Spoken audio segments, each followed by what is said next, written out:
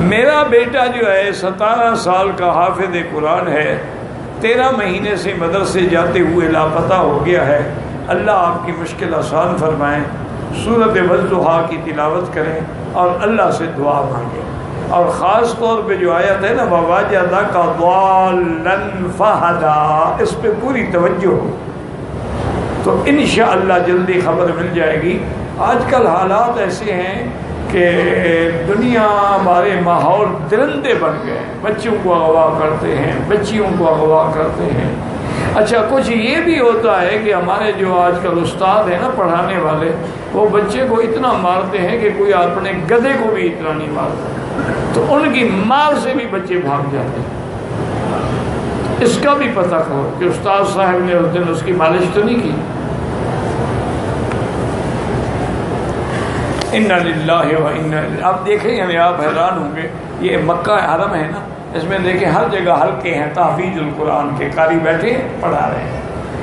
زیادہ سے زیادہ 2 سال میں 3 سال میں بہترین آدمی حافظ بھی بن جاتا ہے، قاری بھی بن جاتا ہے، اس کا لحن بھی ٹھیک ہوتا ہے، تجوید بھی ٹھیک ہوتی ہے، حفظ بھی ٹھیک اور مضبوط ہوتا ہے۔ ہمارے ہاں جناب 6 سال 7 سال بچوں کو مار مار کے دمبا بنا دیتے ہیں، قرآن ان کو پھر بھی نہیں آتا۔ اچھا یہاں کتنا ٹائم لگتا ہے؟ عصر سے آتے ہیں بچے پڑھنے کے لیے، عشاء کو چھٹی۔ اچھا عصر کی نماز بھی پڑھیں گے، پھر مغرب کی نماز بھی پڑھیں گے، پھر عشاء کی نماز، یہ سارا ٹائم نکال رہے ہیں، کتنا ٹائم بچے گا؟ گھنٹہ 1.5 گھنٹہ۔ لیکن وہ 2 سال میں بہترین حافظ بن کے نکلتے ہیں۔ ہمارے یہاں 7 سال لگتے ہیں، اور پڑھانے کا یہ عالم ہے کہ تہجد کے وقت میں بھی طلباء کو اٹھا کے قرآن کی سبق پڑھایا جاتا ہے، پھر فجر کے بعد بھی پڑھایا جاتا ہے، پھر ناشتہ، پھر اس کے بعد بھی پڑھایا جاتا ہے، پھر ظہر کے بعد بھی پڑھایا جاتا ہے، مغرب کے بعد بھی، عشاء کے بعد بھی، آتا جاتا کچھ بھی نہیں ہے۔ آپ جتنے دن حرم میں آپ نے دیکھا نا، جو بھی امام حرم آتے جہاں سے دل کرتا ہے قرآن پڑھتا ہے۔ ہمارے یہاں جتنے امام ہیں نا ماشاءاللہ، ان کو بھی 4 سورتیں یاد ہیں، مجالے کے 5ویں کبھی پڑھے۔ جو رٹا لگا ہوا ہے نا بس وہی پڑھے گا، اس کے علاوہ اس کو آتی نہیں، پڑھے گا بیچارہ کیسے پڑھے گا؟ تو یہ بڑا ظلم ہے، اب اس کا کیا علاج ہے؟ ہم نے تو بھائی اپنے مدرسوں میں سختی سے کہہ دیا ہے کہ اگر بچے کو مارو گے تو استاد صاحب کی تنخواہ بھی بند، اور اسی وقت استاد کو چھٹی کرو۔ اصل کیا ہے میں بتاؤں آپ کو، میرے اپنے دوست بھی ہیں، سمجھو بھائی بھی ہیں، قاری عبد المالک صاحب، ان کی والدہ کا بھی میں نے دودھ پیا تھا۔ ان کے والد نے جب پیدا ہوا تو سب سے پہلے اٹھا کے حرم میں لانے والے بھی وہی تھے، تو ان کو بھی میں نے عرض کیا تھا، ماشاءاللہ بہت اچھے قاری ہیں، بہت اچھا حلقہ ہے ان کا۔ میں نے کہا قاری صاحب مہربانی کرو، جو بچہ آئے نا اس کو نفسیاتی طور پہ چیک کرو، یہ پڑھنا چاہتا ہے، پڑھنے کے قابل ہے، اس کی قوت حافظہ اس قسم کی ہے کہ قرآن یاد کر سکے۔ اگر یہ اس میں صلاحیت، پھر دیکھو یہ کس بات سے خوش ہوتا ہے۔ ایک بچہ ہوتا ہے نا، اس کو 1 چاکلیٹ دے دو سارا دن پڑھتا رہے گا۔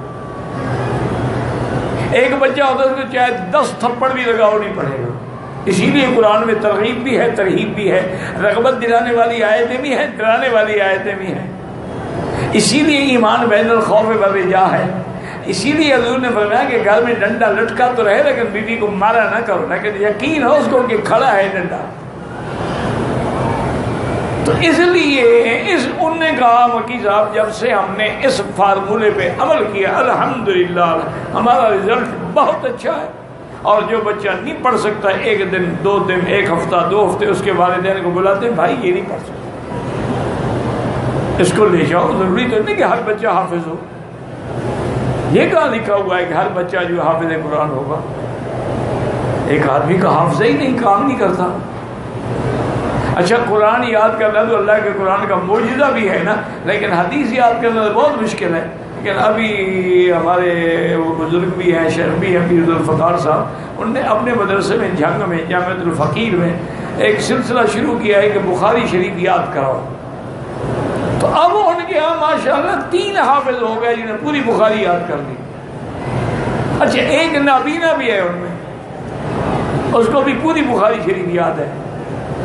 تو ایک آدمی کی صلاحیت ہوتی ہے، اللہ نے اس کو حافظہ دیا ہوتا ہے، قوت ہوتی ہے، جو سن لے کہ امام بخاری 16 سال کی عمر میں لاکھوں حدیثیں یاد تھیں، تو حافظہ تھا نا۔ اور ہمارے یہاں جو سب سے بڑی مصیبت ہے نا، جہاں تک میں نے دیکھا ہے کہ ہمارے طلباء ہوں، یہ میرے جیسے جو ہیں، جو اچھے ہیں وہ تو اچھے، ان کو یہ ٹیلی ویژن اور نامحرم عورتوں کی تصویریں، ویڈیو پہ گندے فوٹو، گندے میسج، چیٹنگ، یہ جو ہے نا اس میں برباد کرتے ہیں۔ آدمی جب گناہ کرتا ہے نا پھر حافظہ نہیں رہتا۔